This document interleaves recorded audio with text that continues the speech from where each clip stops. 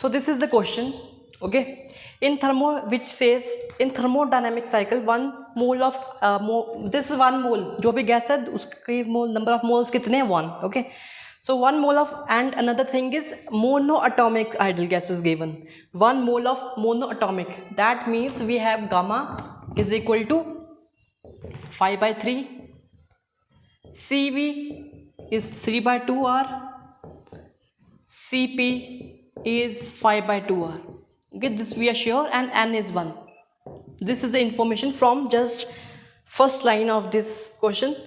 AB is a reversible isothermal expansion. Another important point, this is from the figure we have seen that this is a reversible isothermal expansion, okay, and cycle moves from A to C, A B C to A, okay. BC is isobaric process, we know. And what is we have to find? We have to find the net amount of heat in this cycle, in this one cycle, okay. So we have to find that. So how we are going to do that? So we see that delta Q is having many formulas. पहला तो तुम ये भी use कर सकते हो CPDT, if process is isobaric, ये भी यूज कर सकते हो CPDT if process is isochoric, okay.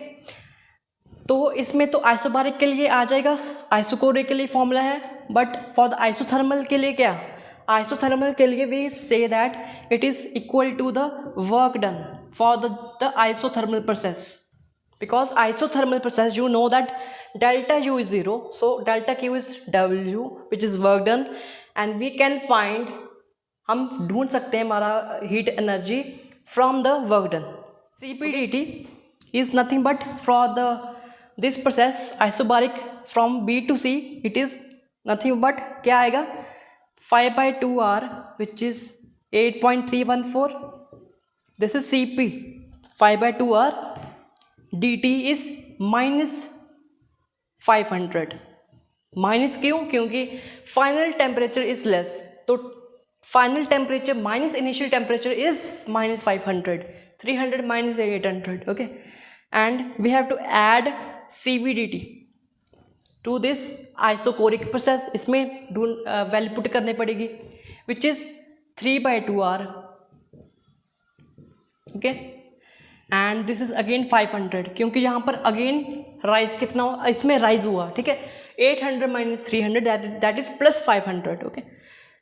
अब लास्ट ये प्रोसेस बच गया आइसोथर्मल, तो इसमें क्या, इसमें आएगा what is the formula for the work done, इसमें आएगा RT nRT, n is 1, so R into D 8.314, T is 800, RT natural log, उसका वैल्यू लिख देता हूँ, work done in the isothermal process it is nRT natural log V2/V1, और V2 कितना है, natural आएगा V2 कितना है, V2 इज 2V, तो ये 2 आ गया, क्योंकि वॉल्यूम इज V इनिशियल, तो ये 2 आ गया ना.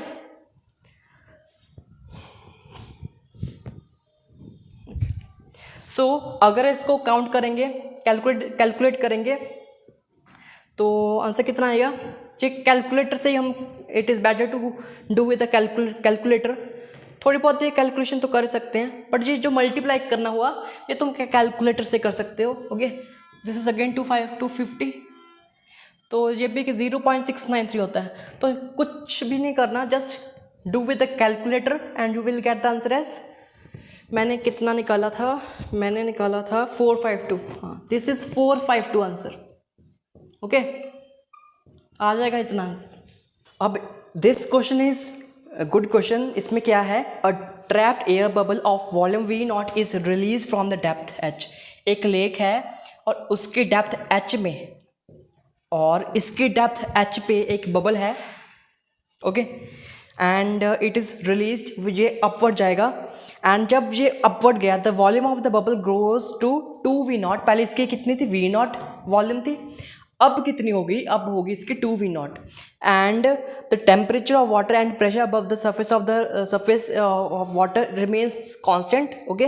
वो कांस्टेंट है क्या, temperature and pressure above the surface of water, मतलब जो एटमॉस्फेरिक प्रेशर भी होता है that is constant through out this, ठीक है, वो तो हमें पता ही है कांस्टेंट होता है. Okay, that is 1 atmospheric pressure and temperature constant. Okay, so if the density of water is given 1000 kg per meter cube and the acceleration due to gravity is also given as 10 meter per second square, then we have to find the height h. So what is the height h जब ये ऊपर आएगा. Okay, so this is the height h. Final condition है जहाँ पर मेरा bubble आ गया. Now we have to, what we want to do, यहाँ पर temperature is constant, so we can apply the Boyle's law. Boyle's law क्योंकि हमें पता है आइडियल गैस के लिए अप्लाई होगा, इसको भी हम आइडियल गैस एज्यूम कर रहे हैं फिर ही लगा रहे हैं. ओके, तो at at constant temperature what equation we have P V is P1V1 is equal to P2V2. We know this equation. Okay, ये बबल के लिए भी यूज़ कर सकते हैं. Okay, for this. अब वैसे ये आई है हमारे बॉयल्स लॉ से. Okay, sorry P2. अब P1 कितना है? P1 is P0 plus. P0 क्या है? P0 में is the atmospheric pressure. Okay, so we have to consider the atmospheric pressure as well, plus the height due to the pressure created by the water which is HROG, which is height, density of water, which is rho and g. Okay, multiply with its volume of the bubble. Okay, so this is a total pressure with V0. What is P2? P2 is P0 only and plus 0 because there is no water. Water तो इस position पे नहीं करेगा ना, इस पर कोई, क्योंकि ये अब सरफेस पे आ गया, कोई भी वाटर का प्रेशर इस पर नहीं पड़ेगा. Okay, so V2 is 2V0. So we will get P0 plus HROG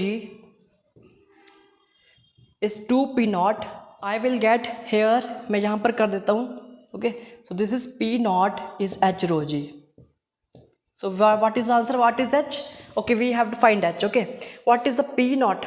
P0 is the atmospheric pressure, but we know 1 atmospheric pressure has to be equal to 10 power 5 pascals. So this pascal is the SI unit, so we have to write like this. And by rho, what is the rho? Density of water, and this is 10. So this is a 10 meter answer, I think. 10 meter is the answer, and this is height.